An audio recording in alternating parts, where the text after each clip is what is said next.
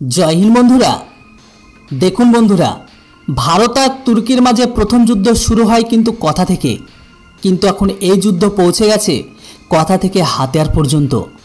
তাহলে এখন প্রশ্ন সবার মনে একটা থাকতেই পারে যে তুর্কি আর ভারতের অস্ত্রের মধ্যে কার অস্ত্র সবথেকে ভালো।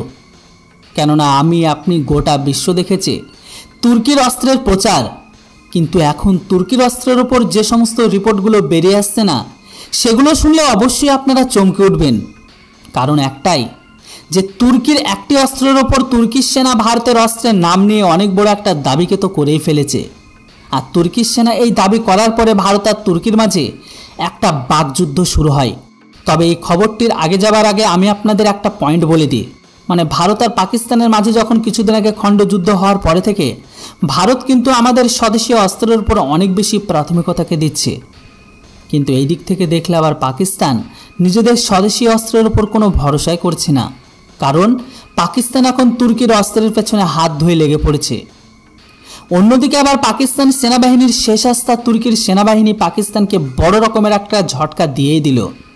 কেননা বন্ধুরা খবর এখন এটাই যে পাকিস্তান কয়েক সপ্তাহ ধরে পাকিস্তান এমন কিছু মিসাইল ডিফেন্স সিস্টেমকে খুঁজছে যেটার দ্বারা ভারতের মিসাইলকে যেন তারা থামাতে সক্ষম হয়। কারণ আপনারা দেখেছেন যে ভারতের করা অপারেশন সিঁদুরে ভারতের মিসাইলের কাছে চীনের সমস্ত ডিফেন্স সিস্টেম ফেলিওর হয়েছিল। তাই এখন পাকিস্তান দৌড়ে চলে যায় তুর্কির কাছে। সেখানে গিয়ে তুর্কির কাছে থাকা সিপার মিসাইল ডিফেন্স সিস্টেমকে নিয়ে কথাবার্তা চলছে দুই দেশের মাঝে। অথচ তুর্কির তৈরি এই মিসাইলকে নিয়ে মিডল ইস্টের কিছু রিপোর্ট এটাও বলছে যে তুর্কির সিপার মিসাইল ডিফেন্স সিস্টেমকে ভারতের ব্রহ্মসকে থামাতে সক্ষম নয়। কেননা তুর্কির তৈরি এই সিপার মিসাইল ডিফেন্স সিস্টেমকে বানানো হয়েছে মুখ্যভাবে কিছু ব্যালিস্টিক আর কিছু ক্রুজ মিসাইলকে থামানোর জন্য। কিন্তু তুর্কির এই ডিফেন্স সিস্টেমকে ক্রুজ মিসাইলের ক্ষেত্রে শুধুমাত্র সাবসনিক ক্রুজ মিসাইলকে থামাতে সক্ষম। তাদের এই ডিফেন্স সিস্টেম সুপারসনিক বা হাইপারসনিক মিসাইলকে থামানোর জন্য তুর্কির ডিফেন্স সিস্টেমকে তৈরি বা বানানো হয়নি। যদি এটিকে এক লাইনে সহজ সরল ভাষায় বলি তাহলে তুর্কির এই সিপার অত্যাধুনিক মিসাইল ডিফেন্স সিস্টেম ভারতের ব্রহ্মসকে থামানোর মতো কোনো ক্যাপাবিলিটি নেই।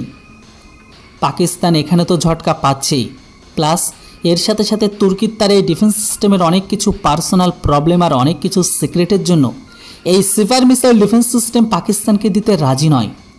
অন্যদিকে তুর্কির এই মিসাইল ডিফেন্স সিস্টেম অনেক দামি। মুদ্রা কথায় তুর্কির কাছে এই ডিফেন্স সিস্টেম অনেক অনেক দামি। তারপরে এই সিস্টেম ভারতের ব্রহ্মসকে থামাতে ব্যর্থ। কেননা ভারত অপারেশন সিঁদুরের মতো এখন পাকিস্তানের ঘরের ভেতরে এরকম অপারেশন আরও করবে।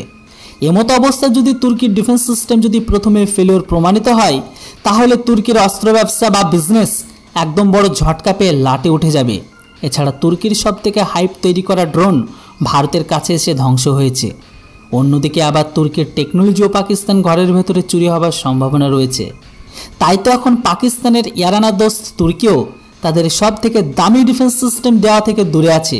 কেননা বর্তমান সময়ে তুর্কি মুসলিম কান্ট্রি হলেও চোর ভিখারি সন্ত্রাসী মুসলিমদের আর বিশ্বাস করে না।